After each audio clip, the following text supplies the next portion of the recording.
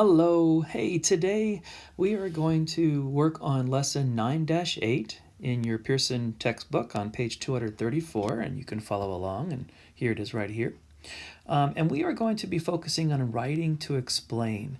So you're going to use words, pictures, numbers, symbols to write a math explanation, to explain your thinking to problems. So let's take a look at this as an example. Jenna. She made a pizza for herself and a friend. She cut off a section of the pizza, as shown below. Did Jenna cut off half of the pizza? Explain. So before you go to explain, first off, what do you know? Well, we want to go back and reread. What do we know? She made a pizza for herself. Looks like it's in the shape of a circle. She cut off a section. Okay. And she cut off, it's asking, did she cut off half the pizza? Okay, well, that's some important information right there, I think. Half. What do you know about half when you take a look at the fraction half? I want you to think about the denominator and what does the denominator tell you, okay? Pause the video, come back and tell me when you're ready. What does the denominator tell you? Pause. Okay. I'm hoping that what you're saying is that the denominator tells you how many parts there are in the whole, but there's a very important word called equal parts. They have to be the same size.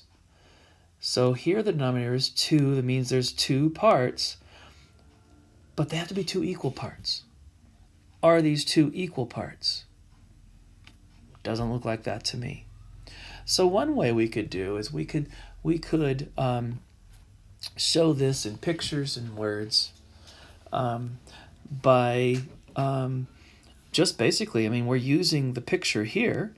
It's a circle. Okay, so we've got a circle, but it's been divided up right here in half.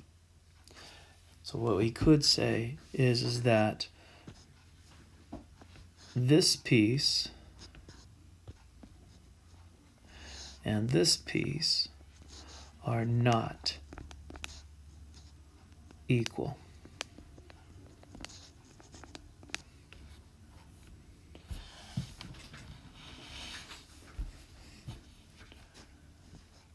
We could use this as like the shaded piece and say, you know what, the shaded piece is not equal to the unshaded piece.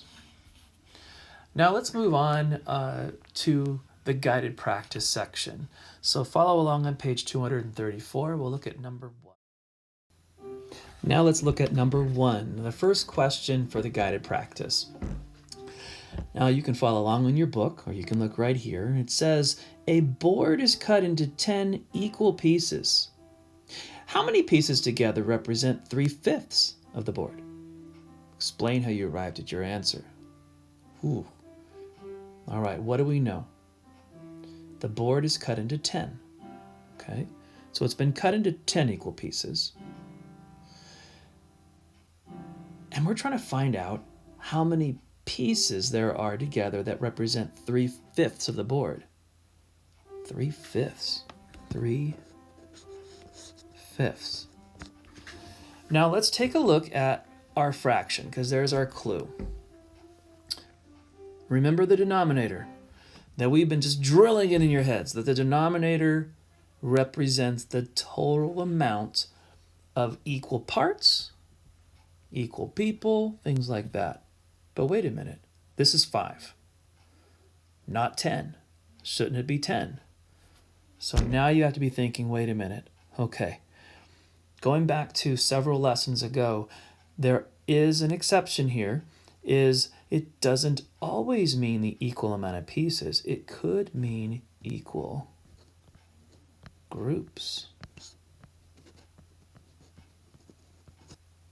So in this case, 5 could mean that there's 5 equal groups out of the 10 pieces.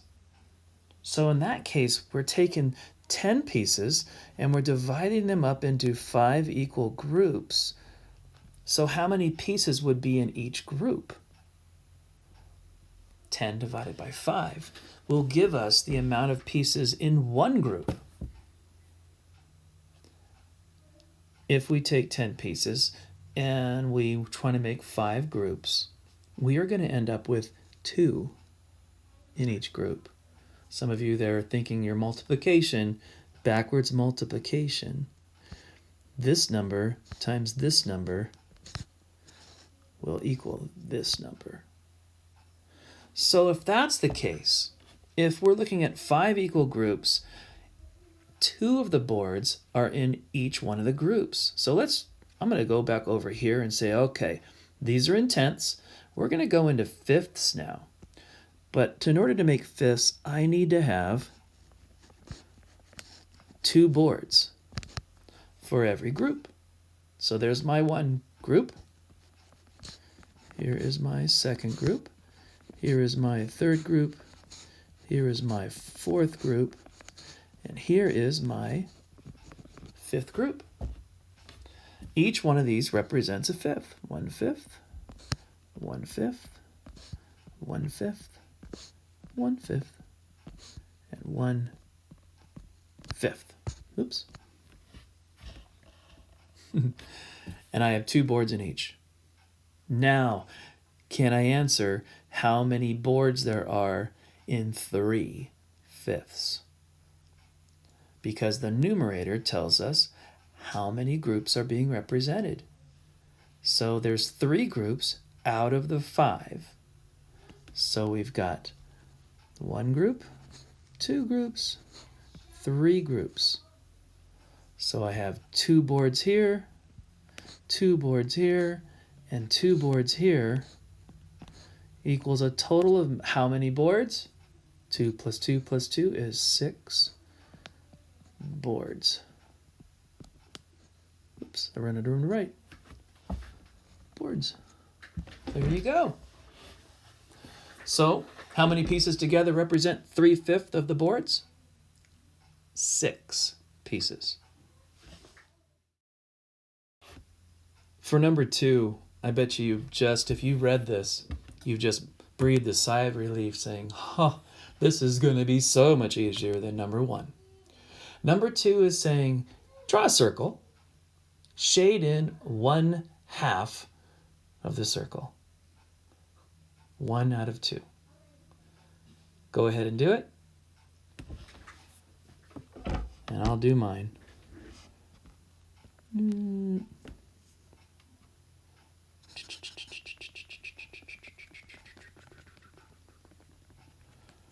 I bet you expected me to go vertical, huh? I fooled you. But that still works, right? Still half the circle. Making sure that each part, the unshaded and the shaded, are equal.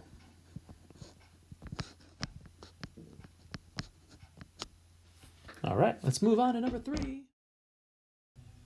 For number 3, you're asked to kind of go backwards now. Here you have a figure that's been provided for you, and I've kind of recreated it here. I see it's a rectangle. It's been divided up into 1, 2, 3, 4 equal sections, and 2 of the sections have been shaded in green. You're being asked to write a problem, write a story problem that would use this as part of your explanation to find the answer. So think about, what could we say about this? I'm thinking of maybe a fence, and maybe someone has divided up the fence, or we could say the fence was painted, 2/4 of the fence was painted, and you can show that maybe. So maybe try to think of something. I'll pause this if you could think of something that you could use to explain this, and then come on back. I'll show you what I have, and we'll go from there. All right. So I think I'm going to go with the fence idea, because that's basically what my brain's going to. So I could say,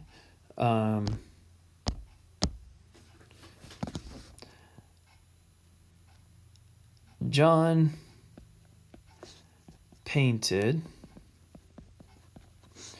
2/4 of a fence green.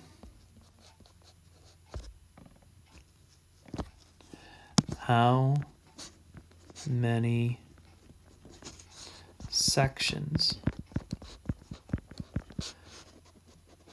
still need to be painted? That's an example, right? If John painted 2/4 of a fence green, how many sections still need to be painted?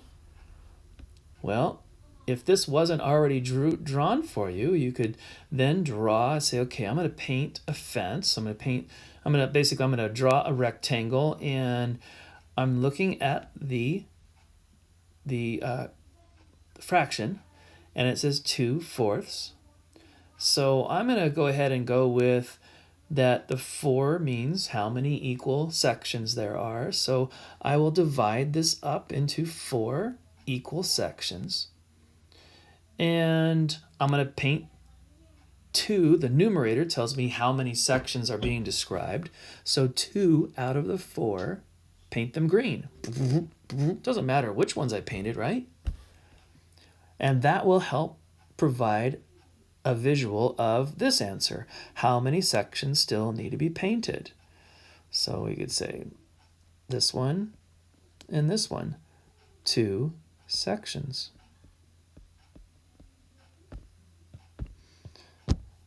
And if we were together, I'd have you show me your example, but no worries. We're going to move on. I want you to work on independent practice now. There's 2 problems, number 4 and 5. And then the next video will be working on our problem solving.